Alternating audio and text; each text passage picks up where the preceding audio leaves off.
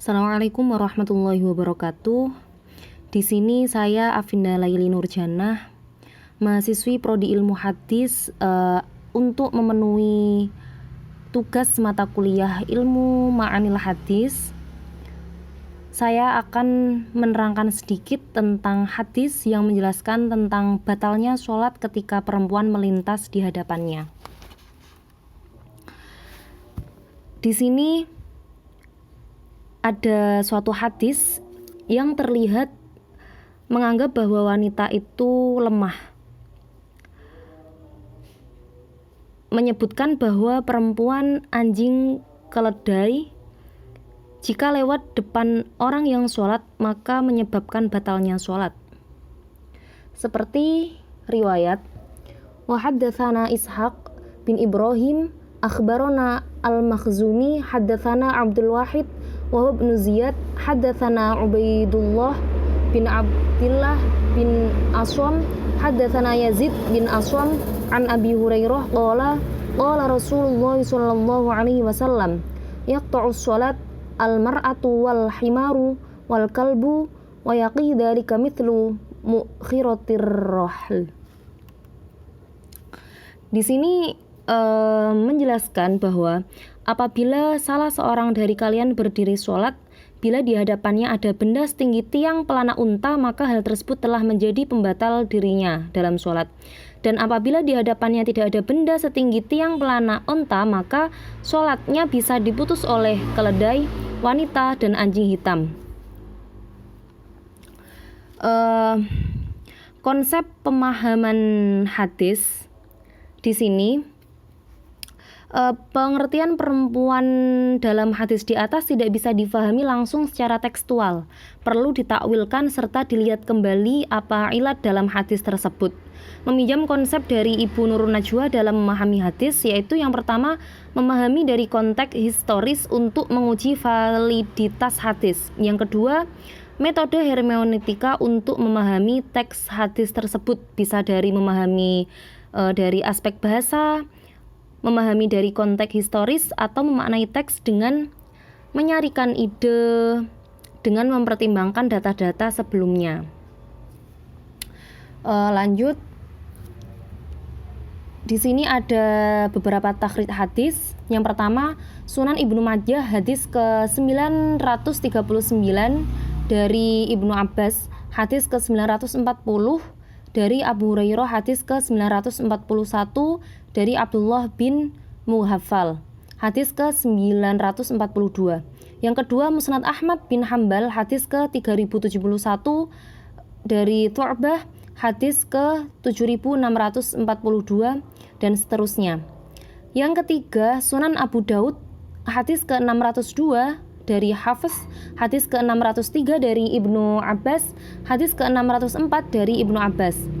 Yang keempat, Sunan Ad-Darimi, hadis ke-1378 dari Abu Dzar.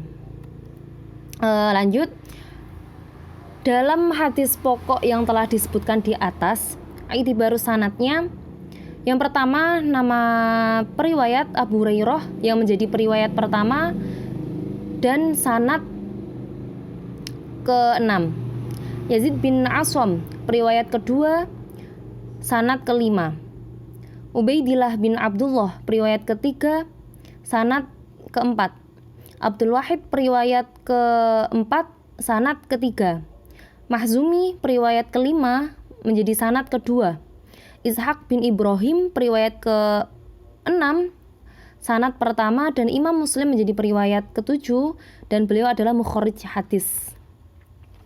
Kemudian analisis kemungkinan syad dan ilat dari hadis yang telah disebutkan di atas, yaitu melihat dari kualitas para perawi mulai dari Ishaq bin Ibrahim bin Mukhallad hingga Abu Hurairah sebagaimana yang terdapat pada hadis riwayat Muslim. Semua rawi termasuk ke dalam tingkatan rawi-rawi yang thiqah, kecuali Ubaidillah bin Abdullah bin Al-Ahsam. Ibnu Hibban menilainya sebagai rawi yang thiqal lail. Akan tetapi ada juga yang menilainya dengan rawi yang makbul, tapi hal ini tidak sampai melemahkan kualitas rawi tersebut. Dengan melihat hubungan guru dan murid pada perawi di atas, dapat diketahui bahwa Sanad hadis ini mutasil, serta dengan membandingkan hadis di atas dengan hadis-hadis yang setema, hadis tersebut tidak mengandung syadz maupun ilat. Hadis ini dikategorikan ke dalam hadis shahih. Selanjutnya, kritik matan. Dalam memahami hadis Nabi secara komprehensif, seseorang harus mampu mengetahui bukan dalam bentuk makna belaka, tetapi terlebih dahulu harus mengetahui konteks hadis tersebut ketika dikeluarkan pada waktu Nabi mengucapkan hadis tersebut, kedudukan dan posisi Nabi pada saat itu, dan perkembangan pengaplikasian hadis tersebut pada masa sahabat, tabi'in hingga sekarang, sehingga mampu menarik pemaknaan yang lebih terhadap hadis tersebut. Di sini dipaparkan hadis tentang batal sholat seseorang karena adanya wanita yang melintas di hadapannya diriwayatkan dengan berbagai redaksi yang pada intinya sama. Konfigurasi redaksi yang digunakan dapat digambarkan sebagai berikut. Yang pertama, redaksi wal mar'atul haiz dapat ditemukan dalam Ibnu Majah sejumlah 1 hadis. Yang kedua, redaksi wal mar'atu bisa ditemukan dalam Sahih Muslim 1 hadis, Ibnu Majah 4 hadis, dan seterusnya. Yang ketiga, redaksi wal kalbu ditemukan dalam Sahih Muslim sebanyak 1 hadis, Ibnu Majah sebanyak 3 hadis, Ahmad bin Hambal 5 hadis, dan Abu Daud 2 hadis. Redaksi wal kalbul aswad terdapat dalam Ibnu Majah 2 hadis, Ahmad bin Hambal 5 hadis, Abu Daud 1 hadis, dan Ad-Darimi 1 hadis. Yang kelima, ada sebagian riwayat yang menambahkan redaksi idza lam yakun baina yadayhi ka akhratir rahal. Ibnu Majah sebanyak 1 hadis, Ahmad bin Hambal 3 hadis, Abu Daud 1 hadis, dan Ad-Darimi 1 hadis. Ada juga riwayat yang menambahkan redaksi wal khilziru wal yahudiyu wal majusi wal mar'atu, dan ini hanya terdapat dalam Abu Daud. Selanjutnya, kesimpulan kajian otentisitas hadis tersebut. Ada beberapa hal yang bisa dijadikan benang merah dari pembahasan ini, yakni yang pertama, hadis mengenai batalnya sholat jika dilewati oleh perempuan, anjing hitam, dan keledai adalah hadis shahih. Yang kedua, yang dimaksud dengan wanita pada hadis tersebut adalah wanita yang sudah haid atau balik. Yang ketiga, yang dimaksud dengan anjing hitam pada redaksi hadis adalah syaitan. Hadis yang diriwayatkan oleh Aisyah hanya berlaku bagi Nabi SAW saja karena kekhususannya.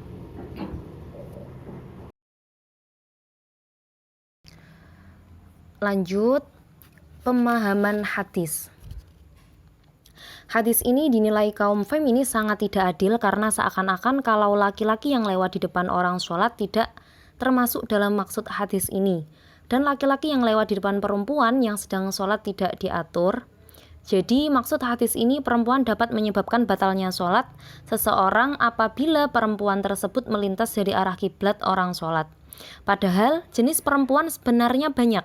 Ada yang namanya ibu, istri, anak perempuan, cucu, keponakan, dan yang lain yang termasuk mahram.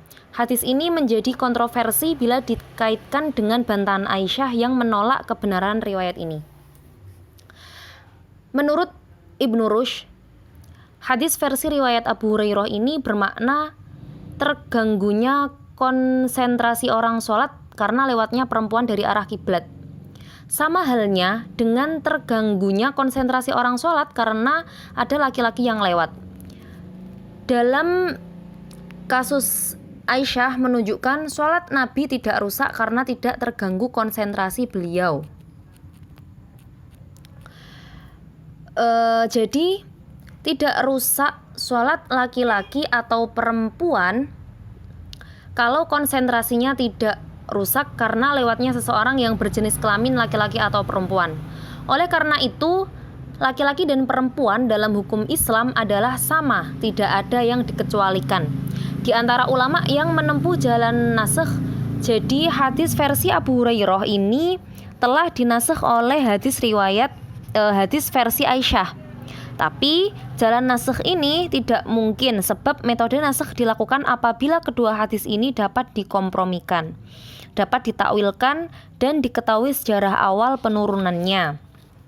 Hadis versi Abu Hurairah dan Abu Dzar itu kemudian dibantah oleh Aisyah sebagai jawaban kontra misogini dengan argumentasi antara lain. Yang pertama, Aisyah tidak setuju karena perempuan disamakan dengan keledai dan anjing. Yang kedua, Aisyah sendiri pernah berbaring di depan Nabi yang sedang sholat.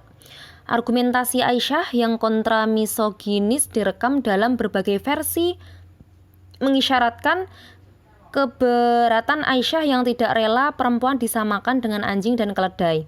Abu Hurairah dan Abu Dzar sebagai penyiar hadis ini telah dituding mewartakan sesuatu yang tidak pernah didengar Aisyah dari Rasulullah.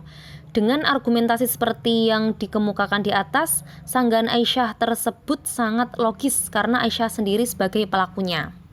Untuk meluruskan pemahaman seseorang yang sedang sholat akan terganggu dan boleh jadi rusak sholatnya apabila terpengaruh oleh kejadian-kejadian di sekelilingnya, semakin besar resentesi pengaruh itu, semakin besar pula peluang batal atau rusaknya sholat seseorang. Nabi menyebut 3 unsur di atas hanya menyangkut gangguan konsentrasi seseorang yang paling utama. Sesungguhnya yang dikehendaki Nabi dari hadis Abu Hurairah adalah terganggunya konsentrasi orang sholat kalau ada gangguan di depannya. Kesimpulannya dari pembahasan di atas dapat disimpulkan bahwa hadis yang menjelaskan perempuan, keledai dan anjing dapat memutus sholat meskipun dari aspek sanad dapat dipertanggungjawabkan, namun dari aspek matannya atau muatan isi terdapat masalah. Hal ini dibuktikan dengan gugatan yang ditunjukkan Aisyah terhadap eksistensinya hadis tersebut. Jadi intinya apapun itu yang lewat di sekeliling orang sholat yang mengganggu konsentrasi orang yang sholat tersebut akan membatalkan. Sekian yang dapat Afinda sampaikan, kurang lebihnya mohon maaf, semoga bermanfaat. Wassalamualaikum warahmatullahi wabarakatuh.